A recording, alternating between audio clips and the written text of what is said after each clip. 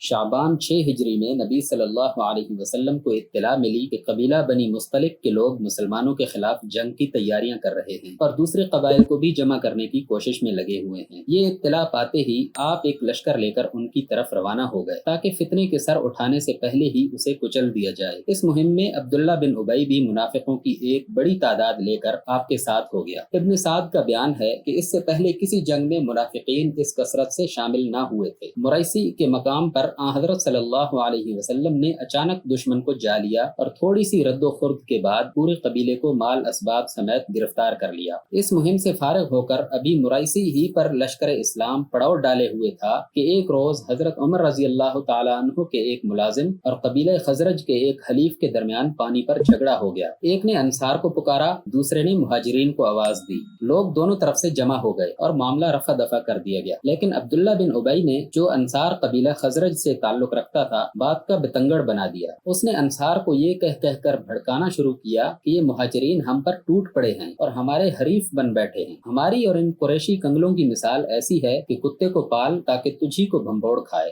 یہ سب کچھ تمہارا اپنا کیا دھرا ہے، تم لوگوں نے خود ہی انہیں لا کر اپنے ہاں بسایا ہے اور ان کو اپنے مال و جائیداد میں حصہ دار بنایا ہے۔ آج اگر تم ان سے ہاتھ کھینچ لو تو یہ چلتے پھرتے نظر آئیں۔ پھر اس نے قسم کھا کر کہا کہ مدینے واپس پہنچنے کے بعد جو ہم میں سے عزت والا ہے وہ ذلیل لوگوں کو نکال باہر کر دے گا۔ سورہ منافقون میں اللہ تعالیٰ نے خود اس کا یہ قول نقل فرمایا ہے۔ اس کی ان باتوں کی اطلاع جب نبی صلی اللہ علیہ وسلم کو پہنچی تو حضرت عمر رضی اللہ تعالیٰ عنہ نے مشورہ دیا کہ اس شخص کو قتل کرا دینا چاہیے، مگر حضور نے فرمایا، عمر، دنیا کیا کہے گی کہ محمد خود اپنے ہی ساتھیوں کو قتل کر رہا ہے۔ پھر آپ نے فوراً ہی اس مقام سے کوچ کا حکم دے دیا اور دوسرے دن دوپہر تک کسی جگہ پڑاؤ نہ کیا تاکہ لوگ خوب تھک جائیں اور کسی کو بیٹھ کر چہمے گوئیاں کرنے اور سننے کی مہلت نہ ملے۔ راستے میں اسید بن حضیر نے عرض کیا، یا رسول اللہ، آج آپ نے اپنے معمول کے خلاف ناوقت کوچ کا حکم دے دیا۔ آپ نے جواب دیا، تم نے سنا نہیں کہ تمہارے صاحب نے کیا باتیں کی ہیں؟ انہوں نے پوچھا، کون صاحب؟ آپ نے فرمایا، عبداللہ بن ابی۔ انہوں نے عرض کیا، یا رسول اللہ، اس شخص سے رعایت فرمائیے۔ آپ جب مدینے تشریف لائے ہیں تو ہم لوگ اسے اپنا بادشاہ بنانے کا فیصلہ کر چکے تھے اور اس کے لیے تاج تیار ہو رہا تھا۔ آپ کی آمد سے اس کا بنا بنایا کھیل بگڑ گیا، اسی کی جلن وہ نکال رہا ہے۔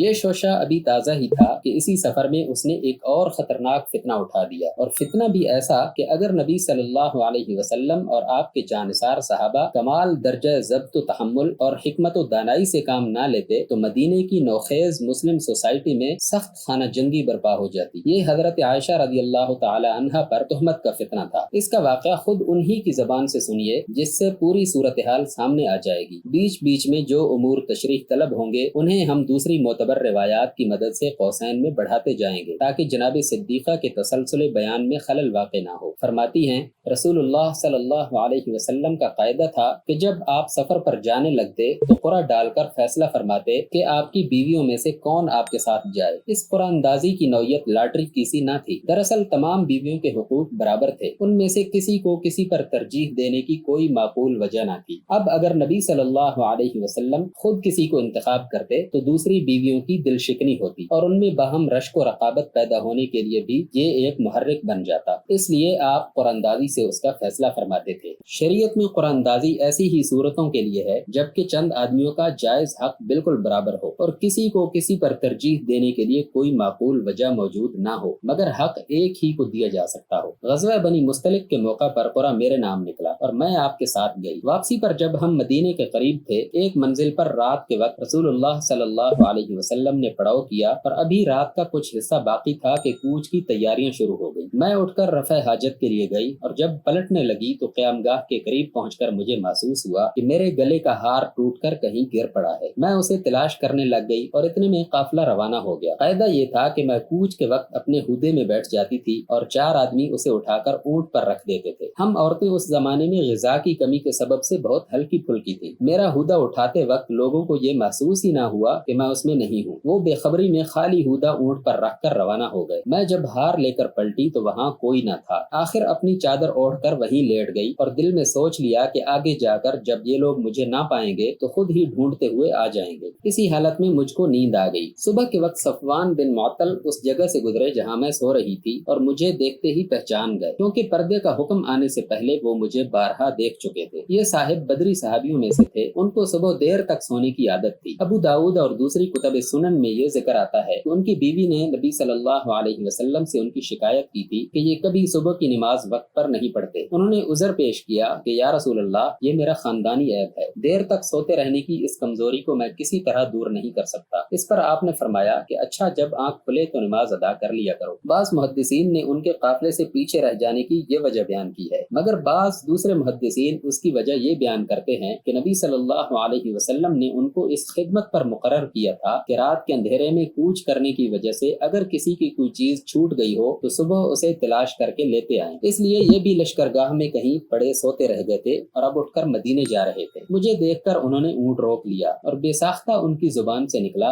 इन्ना लिल्लाहि व इन्ना इलैहि राजिऊन। रसूलुल्लाह सल्लल्लाहु अलैहि वसल्लम की बीवी यहीं रह गई। इस आवाज से मेरी आंख खुल गई और मैंने उठकर फौरन अपने मुंह पर चादर डाल ली। उन्होंने मुझसे कोई बात ना की, लाकर अपना ऊंट मेरे पास बिठा दिया और अलग हटकर खड़े हो गए। मैं ऊंट पर सवार हो गई और वो नकेल पकड़कर रवाना हो गए। दोपहर के करीब हमने लश्कर को जा लिया, जबकि वो अभी एक जगह जाकर ठहरा ही था और लश्कर वालों को अभी ये पता ना चला था कि मैं पीछे छूट गई हूँ। इस पर बुहतान उठाने वालों ने बुहतान उठा दिए और उनमें सबसे पेश अब्दुल्ला बिन उबई था, मगर मैं इससे बेखबर थी कि मुझ पर क्या बातें बन रही हैं। दूसरी रिवायात में आया है कि जिस वक्त सफवान के ऊंट पर हजरत आयशा लश्करगाह में पहुंची और मालूम हुआ कि आप इस तरह पीछे छूट गई थी, उसी वक्त अब्दुल्ला बिन उबई पुकार उठा कि खुदा की कसम ये बचकर नहीं आई है। लो देखो, तुम्हारे नबी की बीवी ने रात एक और शख्स के साथ गुजारी और अब वो उसे एलानिया लिए चला आ रहा है। मदीने पहुंचकर मैं बीमार हो गई और 1 महीने के करीब पलंग पर पड़ी रही। शहर में इस बुहतान की खबरें उड़ रही थी। रसूलुल्लाह सल्लल्लाहु अलैहि वसल्लम के कानों तक भी बात पहुंच चुकी थी, मगर मुझे कुछ पता न था। अलबत्ता जो चीज मुझे खटकती थी वो ये कि रसूलुल्लाह सल्लल्लाहु अलैहि वसल्लम की वो तवज्जो मेरी तरफ ना थी जो बीमारी के जमाने में हुआ करती थी। आप घर में आते तो बस घर वालों से ये पूछ कर रह जाते कि कैसी हैं ये, खुद मुझसे कोई कलाम ना करते। इससे मुझे ये शुबा होता कि कोई बात है जरूर। आखिर आपसे इजाजत लेकर मैं अपनी माँ के घर चली गई ताकि वो मेरी तीमारदारी अच्छी तरह कर सके। एक रोज रात के वक्त हाजत के लिए मैं मदीने के बाहर गई। उस वक्त तक हमारे घरों में ये बैतुल खला न थे और हम लोग जंगल ही जाया करते थे। मेरे साथ मिस्ताह बिन उसासा की माँ भी थी जो मेरे वालिद की खालाजाद बहन थी। दूसरी रिवायात से मालूम होता है कि इस पूरे खानदान की किफालत हजरत अबू बकर सिद्दीक रज़ी अल्लाह तआला अन्हु ने अपने जिम्मे ले रखी थी, मगर इस एहसान के बावजूद मिस्ताह भी उन लोगों में शरीक हो गए थे जो हजरत आयशा के खिलाफ इस बुहतान को फैला रहे थे। रास्ते में उनको ठोकर लगी और बेसाख्ता उनकी जुबान से निकला, गारत हो मिस्ताह।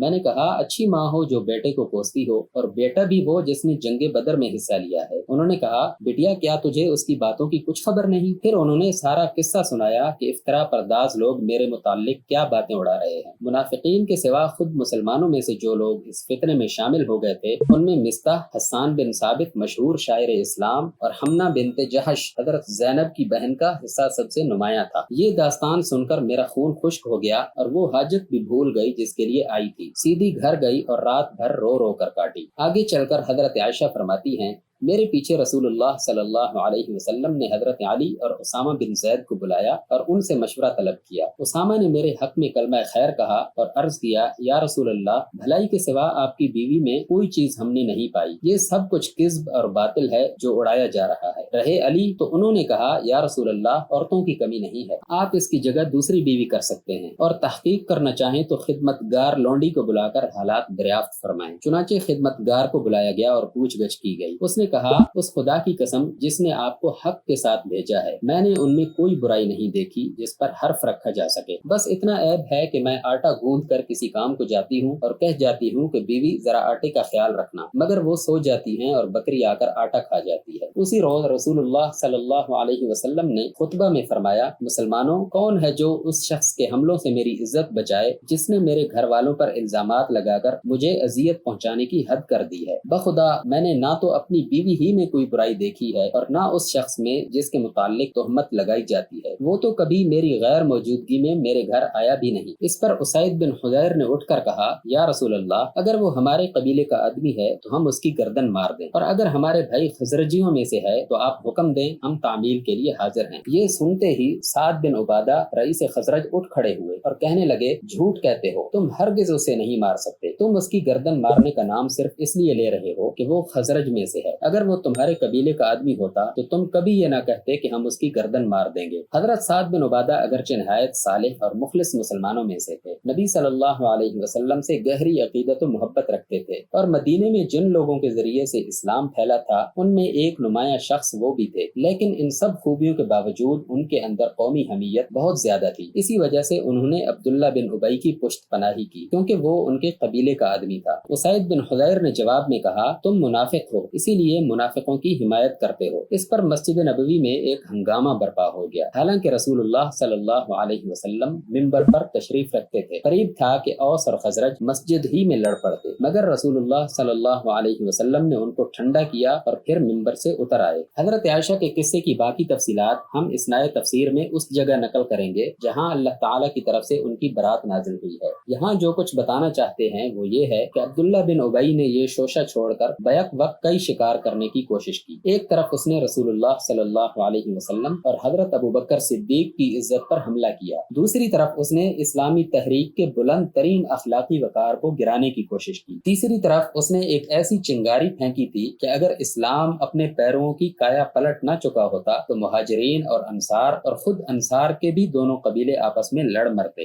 روایت کا بقیہ حصہ پڑھیے۔ نبی صلی اللہ علیہ وسلم سخت اذیت میں مبتلا رہے، میں روتی رہی، میرے والدین انتہائی پریشانی اور رنج و غم میں مبتلا رہے۔ آخر کار ایک روز حضور صلی اللہ علیہ وسلم تشریف لائے اور میرے پاس بیٹھے۔ اس پوری مدت میں کبھی میرے پاس نہ بیٹھے تھے۔ حضرت ابوبکر اور ام رومان حضرت عائشہ کی والدہ نے محسوس کیا کہ آج کوئی فیصلہ کن بات ہونے والی ہے، اس لیے وہ دونوں بھی آ کر پاس بیٹھ گئے۔ حضور صلی اللہ علیہ وسلم نے فرمایا، عائشہ مجھے تمہارے متعلق یہ خبریں پہنچی ہیں، اگر تم بے گناہ ہو تو امید ہے کہ اللہ تمہاری برات ظاہر فرما دے گا، اور اگر واقعی تم کسی گناہ میں مبتلا ہوئی ہو تو اللہ سے توبہ کرو اور معافی مانگو۔ بندہ جب اپنے گناہ کا معترف ہو کر توبہ کرتا ہے تو اللہ معاف کر دیتا ہے۔ یہ بات سن کر میرے آنسو خشک ہو گئے۔ میں نے اپنے والد سے عرض کیا، آپ رسول اللہ صلی اللہ علیہ وسلم کی بات کا جواب دیں۔ انہوں نے فرمایا، بیٹی میری کچھ سمجھ میں نہیں آتا کہ کیا کہوں۔ میں نے اپنی والدہ سے کہا کہ آپ ہی کچھ کہیں۔ انہوں نے بھی یہی کہا کہ میں حیران ہوں، کیا کہوں۔ اس پر میں بولی،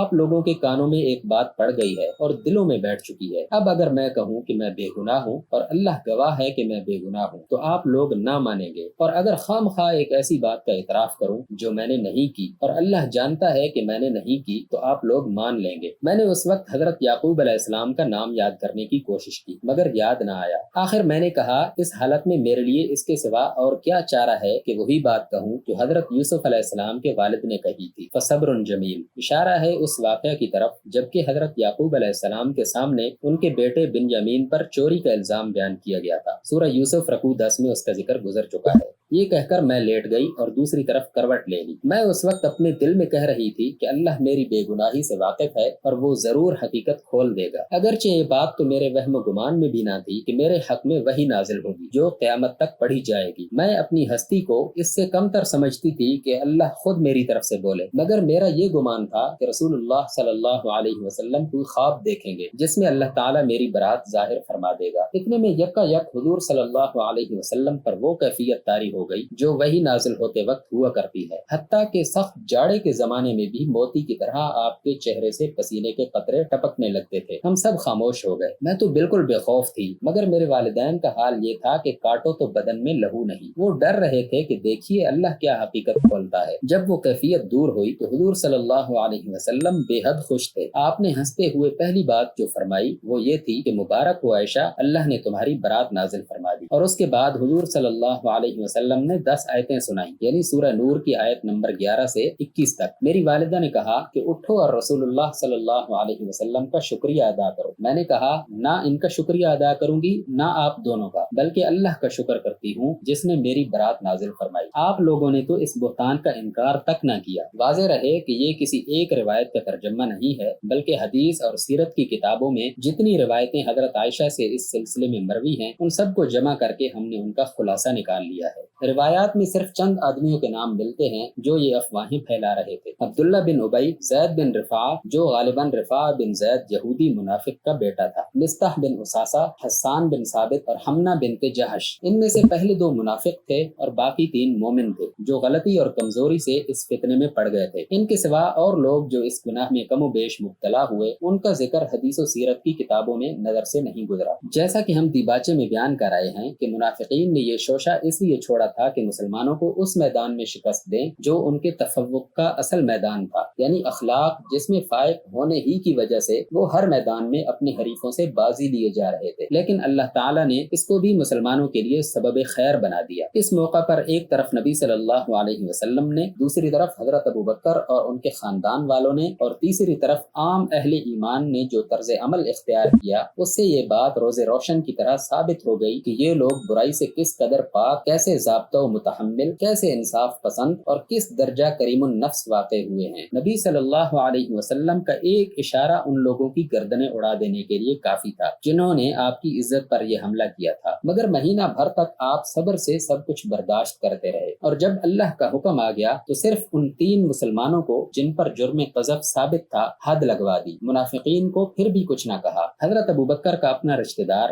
جس کی اور جس کے گھر بھر کی وہ کفالت بھی فرماتے تھے، ان کے دل و جگر پر یہ تیر چلاتا رہا، مگر اللہ کے اس نیک بندے نے اس پر بھی نہ برادری کا تعلق منقطع کیا، نہ اس کی اور اس کے خاندان کی مدد بھی بند کی۔ ازواج مطہرات میں سے کسی نے بھی سوکن کی بدنامی میں ذرا برابر حصہ نہ لیا، بلکہ کسی نے اس پر ادنی درجے میں بھی اپنی رضا اور پسند کا یا کم از کم قبولیت کا اظہار تک نہ کیا، حتیٰ کہ حضرت زینب کی سگی بہن حمنہ بنت جہش محض ان کی خاطر ان کی سوکن کو بدنام کر رہی تھی، مگر خود انہوں نے سوکن کے حق میں کلمہ خیر ہی کہا۔ حضرت عائشہ کی اپنی روایت ہے کہ ازواج رسول اللہ صلی اللہ علیہ وسلم میں سب سے زیادہ زینب ہی سے میرا مقابلہ رہتا تھا، مگر واقع افک کے سلسلے میں جب رسول اللہ صلی اللہ علیہ وسلم نے ان سے پوچھا کہ عائشہ کے متعلق تم کیا جانتی ہو، تو انہوں نے کہا، یا رسول اللہ، خدا کی قسم میں اس کے اندر بھلائی کے سوا اور کچھ نہیں جانتی۔ حضرت عائشہ کی اپنی شرافت نفس کا حال یہ تھا کہ حضرت حسان بن ثابت نے انہیں بدنام کرنے میں نمایاں حصہ لیا، مگر وہ ہمیشہ ان کے ساتھ عزت اور تواضع ہی سے پیش آتی رہی۔ لوگوں نے یاد دلایا کہ یہ تو وہ شخص ہے جس نے آپ کو بدنام کیا تھا، تو یہ جواب دے کر ان کا منہ بند کر دیا کہ یہ وہ شخص ہے جو دشمن اسلام شعراء کو رسول اللہ صلی اللہ علیہ وسلم اور اسلام کی طرف سے منہ توڑ جواب دیا کرتا تھا۔ یہ تھا ان لوگوں کا حال جن کا اس معاملے سے براہ راست تعلق تھا، اور عام مسلمانوں کی پاکیزہ نفسی کا اندازہ اس سے کیا جا سکتا ہے کہ حضرت ابو ایوب انصاری سے ان کی بیوی نے جب ان افواہوں کا ذکر کیا تو وہ کہنے لگے، ایوب کی ماں، اگر تم عائشہ کی جگہ اس موقع پر ہوتی تو کیا ایسا فعل کرتی؟ وہ بولی، خدا کی قسم میں یہ حرکت ہرگز نہ کرتی۔ حضرت ابو ایوب نے کہا، تو عائشہ تم سے بدرجہ بہتر ہے، اور میں کہتا ہوں کہ اگر صفوان کی جگہ میں ہوتا تو اس طرح کا خیال تک نہ کر سکتا تھا، صفوان تو مجھ سے اچھا مسلمان ہے۔ اس طرح منافقین جو کچھ چاہتے تھے نتیجہ اس کے بالکل برعکس نکلا، اور مسلمانوں کا اخلاقی تفوق پہلے سے زیادہ نمایاں ہو گیا۔